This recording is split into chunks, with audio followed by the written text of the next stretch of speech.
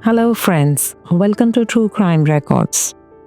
On a dark night at 3:30 a.m., a CCTV records a man walking towards a house. But in a few seconds, a strange thing happened. The whole house was on fire. When the flames surrounded the house completely, the mysterious man vanished.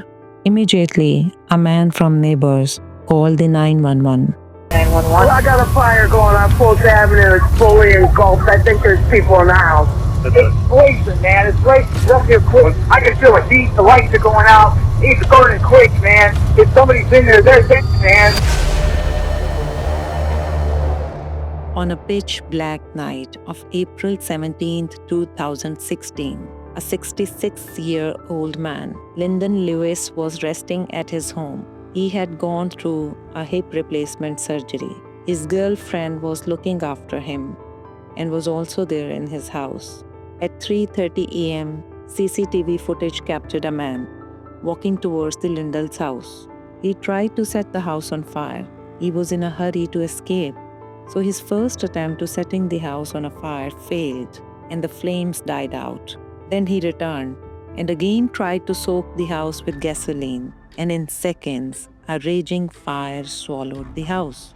It was midnight, and no one saw that mad arsonist. Lyndon and his girlfriend Gloria were sleeping in their bedroom on the upper floor of the house when the firefighters arrived at the scene. They heard that the elderly couple was crying for help from inside their bathroom, but the fire was far too violent that they could not rescue the couple. After watching the CCTV footage, the detectives got a lead that during the night when the fire occurred, the suspect fled in a specific direction. It shows that the person was the resident of the same area. So considering this, the very suspect would be Stanley Ford. Stanley often claimed that God has appointed him as guardian, so he used to stay awake at night to watch over the neighborhood. When police called Stanley to inform him about Lyndon's death, his reaction was too cold. I was calling to follow up with you about the fire across the street. You know, because of the tumultuous history that you and the people in Lyndell's house had, everybody is thinking you, right? No, Tanisha, listen to me once again. I do not mess with these people up here. Them guys tried to get me to come on and engage with them. Them guys was nasty. They had prostitutes in and out all night. They was dealing with homosexuality. Them people was just bad people. I didn't do nothing to them people. Them people were just mean. I mean, listen here. When they moved up here, Tanisha, they stole everything that wasn't bolted down. Well, Mr. Ford, this is my concern. What's your concern? Is that how to make people believe that it wasn't you? Tanisha, you either take my word or you don't. That's all I can tell you. Well, we do have another option. What's that? The polygraph. Police asked him to have a polygraph test, but he refused.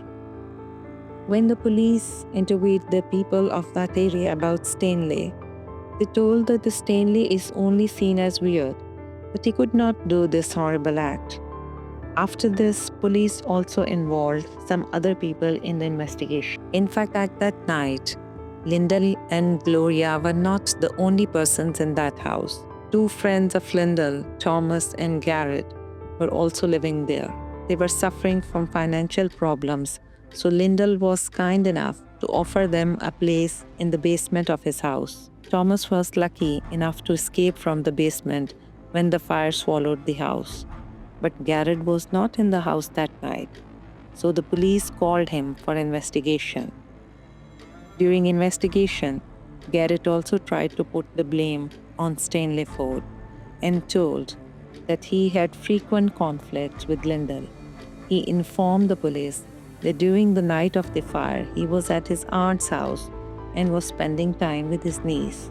After interviewing Garrett, detectives were not certain that he is the arsonist, so they asked him to have a polygraph test, claiming it's the only way to prove his innocence. Garrett agreed to go through the test, but detectives could not get any clue. On January 23, 2017, someone set fire to a vehicle on 723 Russell Avenue, just a few blocks away from the first fire. Next 2 months, there was a wave of silence from the arsonist. Until May 15, 2017, when almost at 3 a.m., Lean Wester neighborhood was again shaken by a horrible fire. Multiple people are dead after a house fire in Akron this morning, and at least some were children. The Akron Fire Department says the home was fully engulfed when they arrived. The heat was so high, a staircase melted away. The exact number of victims has not been released, which resulted in the death of 7 people, 35-year-old Dennis Huggins and 38-year-old Angela Boggs, along with their 5 children, were burnt alive. This was the second major fire after the Lindell home was burned.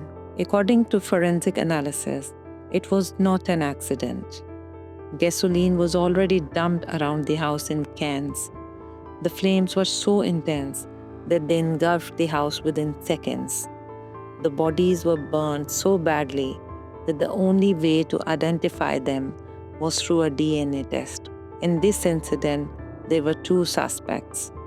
The first was Patrick Boggs, who had a bit of history with Angela Boggs, the mother of the children. Patrick Boggs served 12 years in prison for dousing his wife Angela in kerosene and threatening to set her on fire. He was a violent man, but even with this past, Patrick was quickly discarded. As cameras provided, he had never left his home in Ohio. The only remaining suspect was again the Stanley Ford. And this time, the officers were prepared to gather a mountain of evidence against him. The first step was to obtain a search warrant for Stanley's home. When detectives searched his house, they found worn-out tennis shoes covered in gasoline, so one of the detectives decided to talk to him. Stanley Ford told strange things about the victim family and justified the deaths of the couple and their 5 innocent children too. He accused that the family was dealing drugs, damaging his property, and engaging in illegal activities. Several neighbors had witnessed heated exchanges between the couple and the Stanley. So the police called Stanley Ford for detailed investigation. Police showed him all the evidences, the CCTV footages of both fires, that points towards him being the arsonist.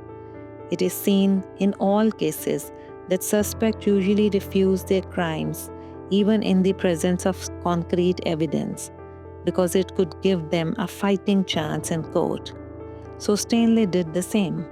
He never admitted to anything, and as he had a history of being mentally unstable, there was a chance that he could get away completely scot-free in court due to his mental health. On August 30, 2021, Stanley Ford's trial began. Stanley's defense lawyers planned for these hearings thoroughly and knew exactly who to blame because there was only one person on whom the whole blame could be shifted: Patrick Boggs, the same man who was the initial suspect for the second fire. But they could not succeed in doing that. Then the defense lawyers tried to drive the case towards the evaluation of his mental health. But during the hearing, Stanley admitted in front of the jury that he had no mental issues. At this point, the only thing left to do was for the jury to come to a decision. The decision came against Stanley. Although he deserved a death penalty, but there were total 12 jurors, and a unanimous vote was needed to give Stanley the death penalty. Even if one of them disagreed, he would be given a life sentence instead. So, on the 12th day of his trial, 11 out of 12 jurors vote in favor of death penalty, and only one juror disagreed. So he received a consecutive life sentences for every single one of his victims without the possibility of parole, and was given solitary confinements, a punishment that he will have to bear for the rest of his life.